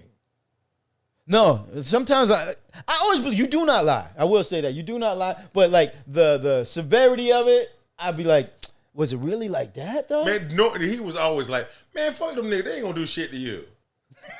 Yeah, he was that guy for me. Like, what do you, but I can't sleep at night. I can't. Like You it's don't not brush happening it, to he'll him. brush so it off in a he's heartbeat. cool with brushing all my death threats off. Like, man, you gonna be all right. He ain't gonna do shit. Also- Nigga, how you know? How do you? Where you know him from? I do be acting like, yeah, but nah, he seems like a nice guy. No, Like, you nah. know, he said like, no, he said, man, fuck them, these Yeah. bitch ass Okay. rappers, motherfucking Yeah, but- entertainers. yeah, because here's the thing, man. I grew up with real ones, man, and I'm not. So I could tell when someone else isn't. You understand what I'm saying? I knew I wasn't because I knew the ones who were. I grew up with Yeah. real ones. And you quickly find out you're not the real one in that sense. But they got boys that trying to come up. And I always knew, like, you know, when I grew up you know, some of the people I grew up with, right? And literally became good friends with some of my childhood friends. It was hilarious, man. And so, like, I remember, you know, some of the real ones I grew up with. And I remember knowing that those are real ones and seeing the others around them and being like, I know him. He's not a real one. He gonna get himself hurt trying to be with the real ones. And sure enough, it happened every time. The real ones either take advantage of them himself or he get caught up in some shit trying to be a real one and you're not. Embrace your not real oneness. Like, I'm a nice guy. I play basketball. I tell jokes. I make the real ones laugh. That's why they accept me. But when they go to do real one shit, I'm out of here. And they respected me from that my whole life, man. Like, oh, they wouldn't even let me do the things they did if I wanted. It was, you see those commercials where it's like peer pressure. I never had no peer pressure to do no real one shit because they knew I was not that. Like, and you know what I mean? Like, oh, we gonna go rob some cars or we're gonna go steal some stuff or beat up some people or sell some drugs, whatever the real one shit they did. And I was like, all right, y'all. And they were like, okay, cool, Dino. Because actually, I would have messed their real one shit up anyway. I'd have got them caught. So they'd be like, yeah, Dino, get your ass out of here because we doing real shit. Yeah. We doing real one You shit. too light skinned. 100%. You don't. That white is me gonna come out. That 911 gonna come out of me fast. That 911 will be pressed. And yes. And that's how I know. So when I see those guys, that you be having problems with, and I've had problems with, and I don't know them personally. Yeah, you just heard, like, we was going to fight. Yeah. We was beefing. Yeah. I beef with my own team. Yeah. But he from what I know, is like real one-ish. You know what I mean? Yeah, he definitely But real. like, some of these guys, I don't know 2 Chainz. So this is strictly speculation. But I'm just like, man, he ain't gonna do nothing to you. You know what I mean? He's a cool guy to me. You know what I mean? 2 Chainz is a very amazing guy. Yeah, Very that's what I see. I'm trying to it's get nothing like derogatory to him, but like I'm just Yeah. like, I know a cool dude when I see one. Doesn't mean he can't get mad. No, of course. You of got the course. motherfucker mad. Yeah. You know what I mean? I could get mad. I'm not a real one, but I could get mad. I could get mad. 100%. Everyone has the little bit of real one in them. I could get mad, but like I just felt like, man, you good, Jack. Yeah, 100%. But the way he did put on a good show, like he did, that motherfucker. got I upset. was convinced. Yeah. Yeah. I was convinced. You ever seen that? He's like, I think he called into a show or something. Yes. It all stems from. You want to tell us? Drink champs. You wanna tell the Yeah. story? It all drinks. No, but it stems from from when you did. Yeah, Dumbass Illuminati joke. Yeah, it's an Illuminati joke and Oh, stuff. yeah.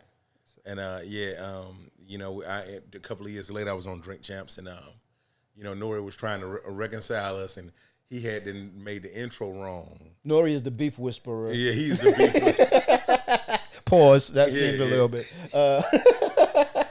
Yeah. Hold on, let's see if I can get Nori on the phone real quick. Oh, that would be Let me amazing. see if I can. He must be out to dinner with his family. Nori's a big time family guy. I could tell from that. He talks about. Yeah, I'm a Very big fan of that podcast, man. Thanks for trying. That would have been a dope ass look. Yeah, no, I'm sorry, but yeah, he. Yo, you know what? Call 2 Chainz. I don't have his. I'm just so kidding. Funny. That would have been hilarious. So where's that at?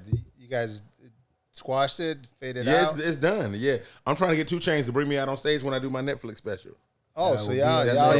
cool. So now. I don't know this. I mean, I know it's cool, but you've chopped it up with him or not? Yeah, not yet. Yeah, my people have talked to him, and yeah, they cool. They super cool with And it. he's cool, right? Hey man, something happening right now. All right, so I'm getting my own weed line and whatnot. This is gonna be on the cover of the bag for the In your own strand. yeah, Is my that own that's a strand. question mark? OG Killer, Killer Thriller. That's dope. Ah, Through who? OG. Through, My man Wax. You remember? from Charlamagne and them? Yeah. He got his own strand and he had brought me in a deal. That's what's up, Yeah, man. paid me Congrats, $12 grand a man. month, man, and got me my own you know what I'm saying, imprinting it. I mean, edit my money out. You know, I take a puff here and there now, right? Yeah, I didn't know that. I didn't know that. Yeah. It's for sleep purposes. Don't tell my mama, man. Yeah, and so when I was doing the pizza pusher shit, what's going on with you and those sativas? Yeah, so I graduated. You are, man, we jumping all around, which is dope. You are I dabbled with edibles the first time from you. You the pizza pusher stuff, And you get Dino has a really bad problem with sleeping. really bad problem Yeah, sleeping. I mean, he's an insomniac. Yeah, and I never. People who know me know I don't drink, I don't smoke, never did. But I always said if I did anything, I would try weed because everyone's like, yo, it'll help you sleep. So finally during the pandemic, I done had it. I needed to try it. It was early in the pandemic, like April, where shit was just lonely in the crib. I'm not sleeping. I'm up 24 hours sometimes. And you were doing the pizza pusher shit, and you gave me a soda, man. And I drank half that soda, and man, it made me feel good. And I was able to, it didn't knock me out and put me to sleep, but it relaxed me where I could fall asleep. And that was my foray into playing around with it. And then I did have a bad experience one time. I took too much one time. You gave me some other things. You gave me some shit in the jar one time and some cookie things. And I took too much of it. And now I know why people go to the hospital. You know what I mean? Thinking they're going to die, even though the hospital laughs at them and send them home. But but since then I've graduated, and then I've actually took a puff. You know what I mean? Actually smoked it. Just like 2-3 puffs, and then like same thing, you know, with the sativa, whatever they wanted to put you to sleep. So I don't think learning. he knows how to inhale though. I'm learning because sometimes it don't do nothing to me. But you're not a smoker much either until recently. I don't smoke out at all. Yeah, but you just I don't even do you're edibles just at a all. Brandon genius. I'm a Brandon genius. Yeah. Yeah, that's it. Yeah, I'm a drinker. Yeah, oh yeah, you are. Yeah, I claim that. Oh yeah, you are. But anything else, nah, I'm cool on it. Oh yeah, you are. So the 2 Chainz thing with at Nori's. Yeah, so you know, it just went a little bit too far. It went left. It The joke went too far. Yeah, it went too left, and then you very know, innocent. Yeah, from my half and stuff, and I just had to end up apologizing and letting them know that, you know, I didn't mean them no harm. I was you know, I thought we was just having fun, and you know, You manned up, and you took. Yeah, I'm all about accountability. You know that. Growth. Yeah, I Growth. mean, like, because you was playing the part for a minute. You was like, "What up, motherfucker? Like, let's go."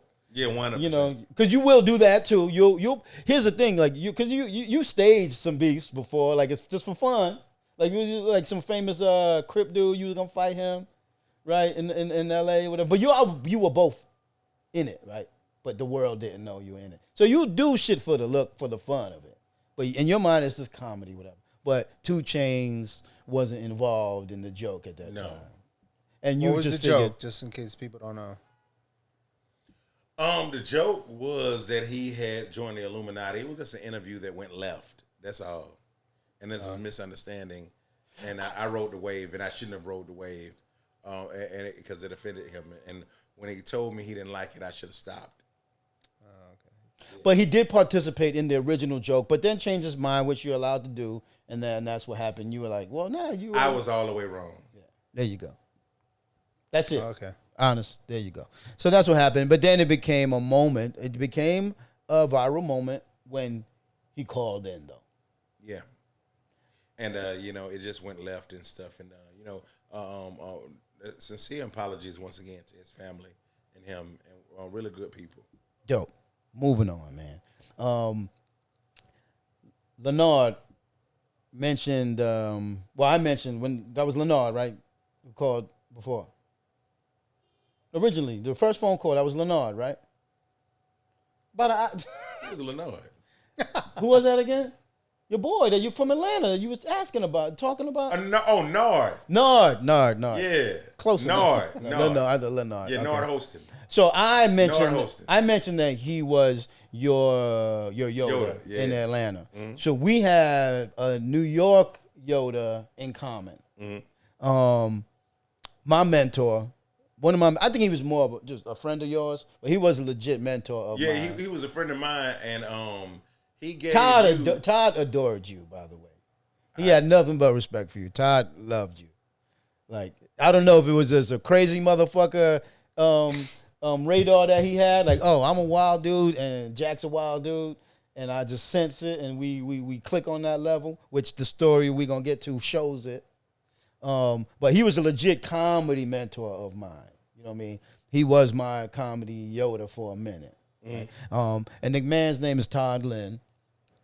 And one of my favorite stories, one of Jack's favorites, this is a great story of mine. This is Jack's. I cannot be in a place with Jack where there's a show going on and he doesn't not make me tell this story. Yeah, because it was really dope about the story. Todd Lynn, I asked Dino, did he know Patrice O'Neal? And he know that Todd knew him, and Todd gave him, even though Patrice O'Neal and Todd wouldn't get along, he gave him Patrice O'Neal's number to give to me, for me to reach out to Patrice O'Neal, which created a monumental interview. And you had a dope ass moment. Yes, Yes. because of Dino and Todd. See and that? Look at God, Dino man. never, he never remembers this part of the story. I don't. Which is yes. super amazing. That's just this is real, And real what one always shit. haunts me is that I never interviewed Todd Lynn. And I never interviewed Todd Lynn. So it's always important for me to, when I'm with Dino, that we keep Todd's name alive through this story. Dope. So now you not knowing that, I will. First of all, I always tell it, but I will never hesitate to tell that story. It always upsets me when you do. The first time I told it was on stage at the show I had you come out to in Long Island, and it was great because you was on the show, and it just piggybacked off your set, and then it was great. But so Todd was a big comedian. Slept with Halle Berry, all of them up. Ooh, you Wow. went there. You went there. Yeah, my so girl.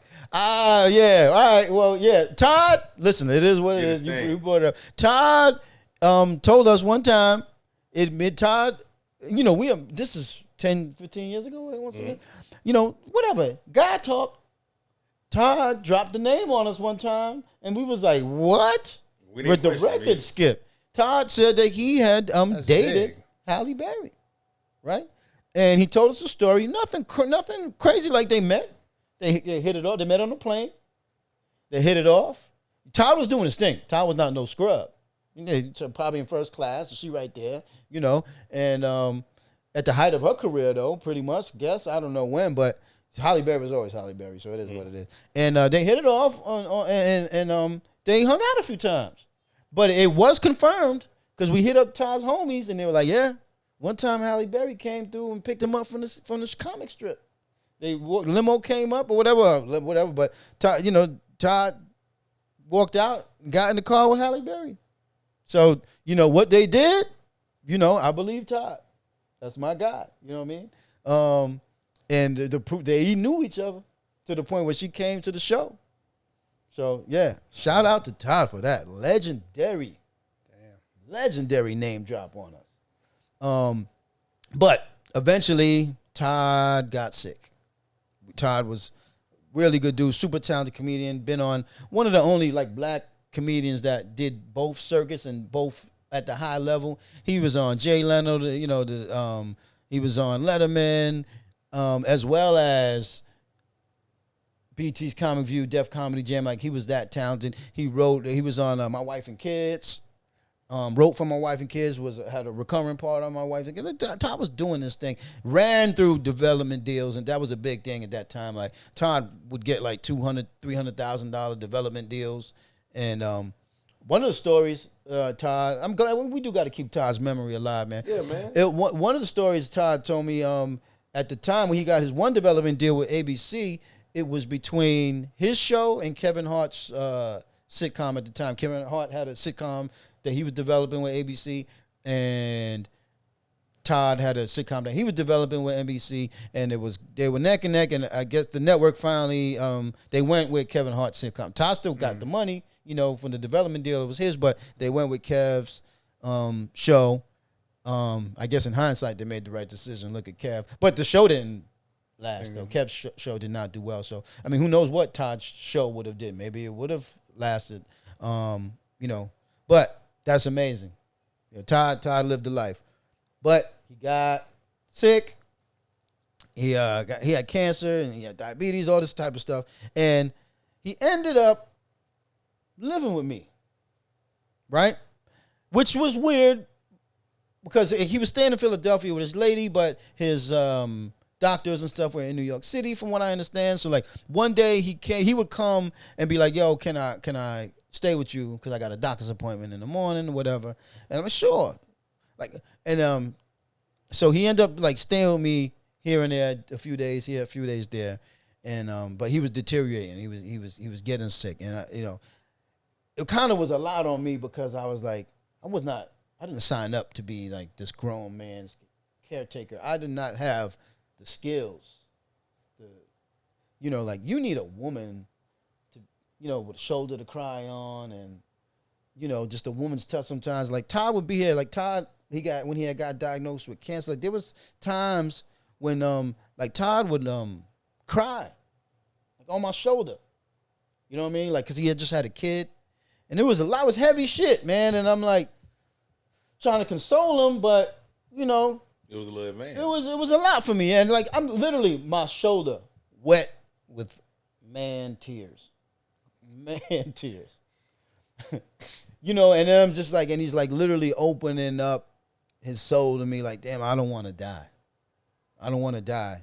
I just had a kid. What am I gonna do? And I just like had to just, do the best. I'm like, I put my arm around, it's all right, Todd. You ain't gonna die. You ain't gonna die. You ain't gonna die. You too cool. Yeah, you gonna too cool. You gonna beat it. Like how convincing was that? He probably was like, oh shit, I'm gonna die. Brush it off. Brush it off, Todd. Literally that's what I was telling him. Like, man, get up, man. You good. Get up. You good. You ain't gonna die, son. Yeah, stretch. Just stretch a little bit. Stretch the cancer out.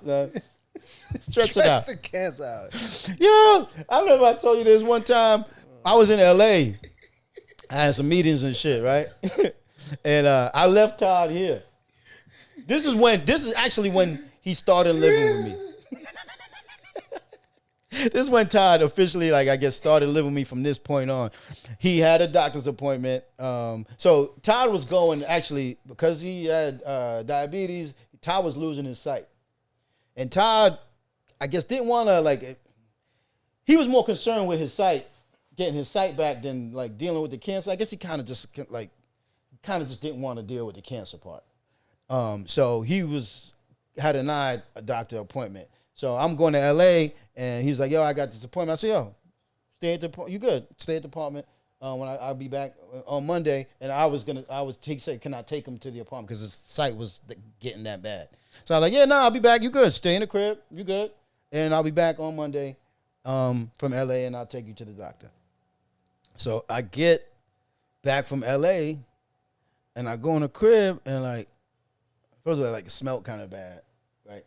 And like, I don't see Todd. I go in the bathroom.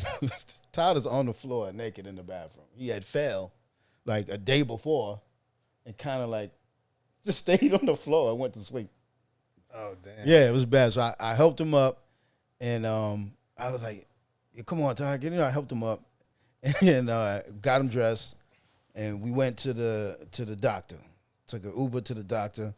And I remember being in the Uber, man. And no, there's another thing. This is crazy graphic, right? He was like, I'm in my room, and he's out here, he's putting his clothes. He's like, yo, Dino, let me borrow a pair of sweatpants. And I'm like, what do you need sweatpants for, brother? Interrupted my sincere moment. Okay. Let me get back in my sincere moment. By the way, the co-host is The Streets. Yeah, word is bun. That's how you know we in New York for real. Yeah. I put some sound blankets up, but it is what it is. So Todd asked me to borrow yells from here to the room. Yo, Dino, can I borrow? You got a pair of sweatpants? I'm like, what? He couldn't put his jeans on. His nuts has swelled up like goddamn cantaloupes. That big? Yes. Yeah, it was something crazy was happening. Right? How big a cantaloupe is? I'm not lying That's to you, what I'm trying to tell. I'm thinking about you, but no, bro, I'm not lying to you. I didn't see the nuts, but when he put on the sweatpants, bro, and he smelled real bad. He smelled really bad. Bro, listen to where the story goes. Laughing. Oh, man. Yo, he smelled really bad. So I'm in the car. Oh! Yeah. Come on. I'm in the cab with him. I'm just like, damn, this guy smells weird, man. So we get to the eye doctor, and the eye doctor comes to talk to me. He's like, hey, listen, man, could you call Todd's mom for us? You have his number. What happened was Todd, he had some condition. He wasn't peeing. So the urine just collected in this nut area and just swelled up so much. And what was stinking was it was coming through his pores. Whoa. And he smelled real bad. So the doctor was like, listen, forget his eyesight right now. We need to go across. It happened to be the hospital. The eye doctor was here. The hospital was across the street. It was one of them university things, I guess. And he was like, we need to take him across the street and get him in the emergency room because we You don't guys know. brought up the whole issue with the nuts when you went to the eye doctor. The doctor smelled him. Oh, he smelled. And was like, yo, something's not right. And then I guess he maybe did a brief look or whatever. And then, but Todd didn't want to go. Because he knew, like, if he went and got admitted into the hospital, like, it was going to be, like, he would have had to, like, address the whole cancer thing that was happening. Because he knew already. But he just didn't want to. I didn't know yet. But he was like, so I got him on the phone with his mom, and his mom convinced him to go to the emergency room. We go to the emergency room, and, I'm there for hours, and the doctor comes out to me, and he's like, yeah, man, you basically saved his life. Like, if we didn't get him in the hospital today, there's a good chance he probably would have died. Like, you know what I mean? Because what that shit was poison in his body, like the shit that was in him. Septic right? poison in his. Yes, exactly. You so smart, man. And then, so he's in the hospital, and then the doctor kind of dropped the cancer bomb on me, like, yeah, he mentioned cancer. I'm like, wait, what? And then, so I knew that. And then Todd finally admitted to me what he was going through. So now he's in the hospital for a few days, and then, so they discharged him to me. Now Todd is staying with me, right? Which was crazy. Fast forward, now Todd is getting treatment. He's dealing with the cancer. Sometimes he has good days. Sometimes he has bad days. Jack is always around the corner, popping up on us. We kicking it sometimes. And then one day, Todd was having one of his good days. So Jack is around. We're all outside. You want to tell the story, or you want me to tell it? I love it when you do it. All right. I love it when you call me Big Papa. So we're outside on the corner right there, 100 and whatever street, and kicking it, beautiful day, people watching, and this crackhead lady walks past us. But she was like one of them sassy crackheads, like she still had a little bit of sexiness left to her. And, like she was like, you know what I mean? Like one of them, like, look at you fellas, right? And Fellas. yeah. That's how you know a bitch old when she calls Yeah, you fellas. yeah. Look at My girl, she old. She like, yo, I'm really digging your stilo. oh, you see, oh God, you got a '90s bitch, bro. Baby paw. Yeah, she Oh shit, she a tenderoni. you got a '90s Your homie bitch. level friend. Oh God, you got a boo for real. I got a boo. She's not bae, she boo, son. This bitch is boo. Yo, bae is for a millennial. Yeah. You got a boo. Yeah, it's my boo. That's funny. I got a yeah. My stilo. She digging my stilo. Oh, she's super fresh. And she's still. She's super fresh. Fresh. Oh man. So these two fools stop and start talking to the chick, entertaining the crackhead. They're just bullshit with it, whatever. So like, it's funny, but I gotta go. I had a show to do. So I'm like, all right, yo, peace. Let me go. I gotta get downtown. So I'm walking away, and like I stop, and I jokingly tell them dudes, yo, don't take that bitch out to my crib, man. And I walk away. And I never think about it again, right? Fast forward about a year later, Todd passes away. Finally, he had, like a month before, his mom came and got him, and she took him down to Mississippi, I believe, where he was from, and he spent, his final days, there with his mom. So, but the day that Todd actually passed, his mom called me.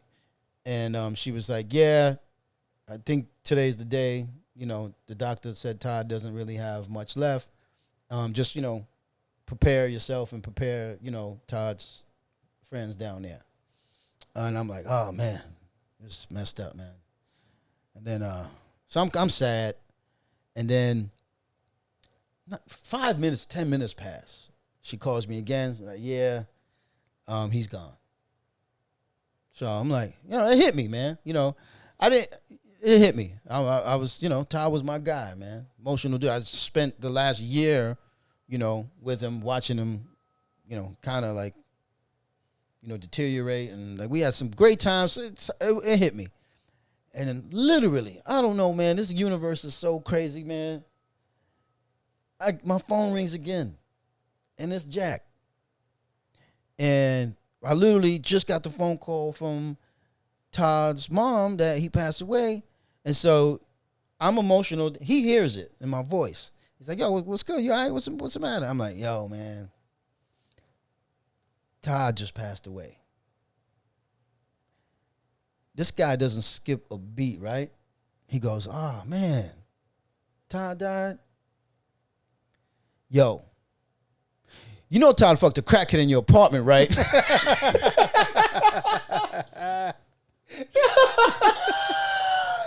Yo, the Saved it right away. Immediately. He could not wait to tell me. You've been holding I that was in. waiting for the nigga to die just so I could tell Dino. Because that shit was so fucking funny to me. Yo. Because it was such a traumatic scene. Yo. Oh, man. So I'm like, immediately that moment a year ago came. I said, yo, motherfuckers took that crackhead lady to my apartment, man. He goes, yeah. Wow. So apparently when I left, you know, Todd got the gift of gab almost as good as this guy. This guy is a straight pimp, by the way. Straight pimp. So Todd, you know, talks this lady into going up to the to my apartment, right? But mind you, Todd was blind and legally blind. So he asked Jack to come up with him to like make sure the lady didn't like rob him or no shit like that or rob us, you know. And to this day, I think he lying. I think he fucked her too. To this day, that's the one thing I might not believe you with, but it's hilarious. So then, Todd, this was the gift that Todd gave me. Todd had come to grips with the fact that he was gonna die, and he was so, you know, at peace with it at that point that he was able to joke about it, right? And when they brought her up here, Todd told Jack, don't tell Dino till I die. Right? And not only did this guy respect Todd's wishes, he could not wait till Todd died to like let loose the secret he's been holding all this time. He was like, yo, Todd dead? You know he fucked a crack in your apartment, right? And then you can take the story from here because what happened up here is hilarious. Yeah, so I bring Todd and the crackhead inside this apartment. This room right here. And the couch was right there. The long ass couch was right there. Yep. And that crackhead The death couch. took You know her my friends pants. call it the death couch. Yeah.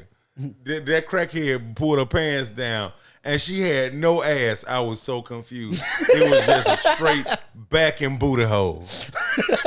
And like a pussy lips coming from the back. And I was like, man, what the fuck is going on right now? So Todd pulls his pants down and this nigga's dick is this tall.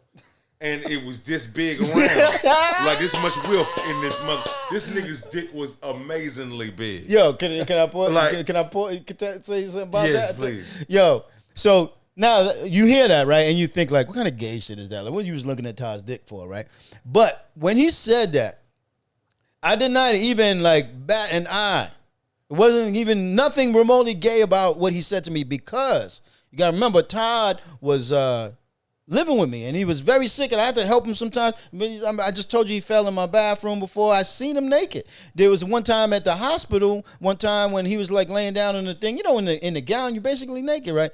And Todd's dick was big as hell. It was super big. Like, there was times where Ty would be laying on my couch in his drawers, and his dick would be hanging. I'm like, yo, Ty, put your fucking dick away, man. Like, when I came to see him in the hospital, he was laying there in the gown. His dick was, like, straight up hanging out the side of the gown. Like, yo, Ty, put your fucking dick away, bro. And so when you said that, I was like, yo, he do, right? it was like, All the I was so flashbacks came happy that someone else I could share, like, because you don't want to know that about a man. You know what I mean? You don't want to know, but what you can't unsee something. It was unbelievable. And I was just like, yo, that shit. Now I know, because Todd was like, you know, Todd had a really good looking lady. And I was like, now I know how he got Hallie. Now I know why he got his Philly lady. Like, that motherfucker was fucking banging these chicks down. Man, that nigga was bam bam, bro. Bam, bam. But that motherfucker dick was so big, it was so scary. funny, man. And when he took his dick, I was so fucking frightened. I was frightened because I didn't even know a dick could be that big, and it gave me like perspective on how small my dick was. Like, I didn't even feel like I had a real dick. I like this. I must be a fucking stud. Or some shit. This is a fucking clip. Yo, tell me what you said the crackhead said. The crackhead saw this motherfucker dick. She like, oh, I gotta sit on that. Man, yo, she got up and all the way up, like stood on the couch, and then eased down on this nigga's dick. And I was like, I had enough. I was like, I'm out of here. I was like, yo, don't rob him. I gotta go. I can't watch this shit. Oh my because God. what happened was I witnessed the shit for like a good I want to say a good 45 seconds. And when she I thought you were gonna say something long. Yeah, yo, bruh. When she sat on that nigga's dick, she like creamed hard. And he came up and it was frosting. Oh, man. It was dick frosting all over this bitch. This shit was. I was like, I gotta get out of here. Nigga, he busted her pipe. Come on, man. Whatever. It was so happy inside of her. That shit looked like some Baskin Robbins chocolate ice cream. It was, man, the icing was coming Sometimes down, being descriptive bro. goes wrong. The icing was coming down, bro. Like little drops about. It was a snow cap. Yo. That's a vivid And memory. that nigga said, "Hey man, before you go, don't tell Dino about this until I die." Oh my God. And the crackhead was like, "You died?" And then he started back fucking, and it was you ain't dead. You ain't dying today. Yeah, it was an avalanche came right down that nigga, Oh that my nigga's dick. Oh my God. Snowball across his balls. Oh my God, man. And from that moment on, when you told me that, I was never sad about Todd dying again. You know what I mean? Like it just brought joy to my heart. So when I think about Todd, I think about that story, and I'm not sad. I'm like, man, he lived a life, and like that was his gift to me, man. And I do tell that story when I get a chance, and it makes people happy. And it is a story of how, like, you know, laughter and comedy can heal you, man. Because in that moment, I was devastated, man. Devastated about my brother, my mentor. You know what I mean? And like not being here no more. And he was like, we was gonna go on the road, and you know what I mean? I was devastated when Todd passed away, and then boom, laughter. Immediately, Todd was up there like, nah, you ain't gonna cry about me, man. Like I had 30 seconds to be sad about him dying. And then that. And then I can't think about him and be sad. Timing is everything. Yeah, man. I cannot think about him being sad. It's just, talk about, man, killing death. He did not bomb death. That was, That was the perfect time to tell that story. yeah. Yeah. So I hope y'all. Hey, I gotta get ready to go to my show, man. Yeah, that's a perfect way to end the story. We're gonna have you again, man. Yeah, because sure There's enough. so much more to talk about. It's a lot more to talk Yeah, because about. we didn't get into You'll see. Don't even say it. some of the life bombs that we both had. Life bombs, and on top of that, you gonna find out who my girl is next time. Okay, yo, you know I got a folder of eviction notices right over there that I keep to always remind me of those of our struggles that we've had in this You just business. brought a tear to my eye right there. You stupid, man. I ain't bullshitting. Oh, I ain't man. bullshitting. Yo, my brother, man. Thank you Love for you. coming and dropping. Say you love me back. You know, come on. Say it, man. Yo, whoa, there is no argument here, no doubt that I love my brother, man. But he just loves to do that I to love me, man. you. You said, yeah, he didn't do that. You right? He keep trying to make it heterosexual. And look at him. Yeah, Look okay. at him in I'm the gonna take face. it. I'm gonna take you one further, man. I love you for Randy Pride. That's Your when you know government. It's real. That's when you know it's real. Dave, I love you, Dave Gallardo. These are my brothers, man. And we going places, man. Let's build. By the way, real quick, the podcast is over. If you haven't heard of Jack Thriller, man, follow him. I mean, I'm sure You'll be you on my have. shit for days. Yeah. It's hilarious. this guy's he's a legend in the game, man. Wildin' Out coming back. So you Yeah, I'm jumping on that again. cast member Wildin' Out. Yep. Form- 85 South Show. 80 new member of 85 South. This one is of the 50.com. biggest tours and podcasts out. This is 50. Party and bullshit. Party and bullshit. 16 or better. On tour pre-pandemic, got the gift of going on tour with Martin Lawrence. Yeah, and I put one of the things Nice. I put inside the goddamn my credits is I was on tour with 85 South. To get that? Yep. Oh, so you lied and didn't. I lied and did it. Look at God, man. Look at God. Fake Now- it till now you I'm make real- it. Yeah. How I many take shows it did you till get I to do? make You only got to do 2 shows, right? Yeah, 2 shows. Yeah. 2 shows on the Martin Lawrence comeback tour, man. Yeah. Come on, man. Take What kind advantage. of got to rock with the legend, man? And when it comes back, you'll be on that again. Yep. Got a budding, beautiful relationship going on. I'm so happy for him because he done had some. R&B legend. He done had some relationship bombs. Yeah, man. Marriage bombs, girlfriend bombs. Like, man, we'll talk about that on the next time. But you do have a dope ass thing going on, man. Yeah. And what I love about it is like y'all both, you know what I mean? On Like the same yeah, level. Yeah. Equally yoked. He got his J and Bay thing going, man. So till we meet again, man. Be safe. You got a show to do. You're only in New York. Yo, mind you, I didn't even know he was in town, Dave. He knew I started the podcast, but he went to Atlanta and didn't get a chance to do it before he left. And he just hit me yesterday out the blue, like, yo, Oh, that's dope. I'm in town, man. I'm coming to do the podcast. I'm like, man, Smart. my That's dope. brother, man. Thank you, man. Yes, Appreciate yes, it. yes, That's yes. a good luck. Dave, you fuck with it. You fuck with it, man. Fuck with it, man. It's fun. Not Oh, F-U-C-K, F-U-H. You fuck with it? I fuck with it. Fuck with it, Yeah, man. that what's up, man. Fuck with it, man. Yeah. Yo, all right, man. We do our own sound effects here. Can we get a sound effect from you? No? No sound effect? Sure enough. Come on. Can I get a Thanks, brother. Yeah. All right, man. This was fun, man. Let's get it.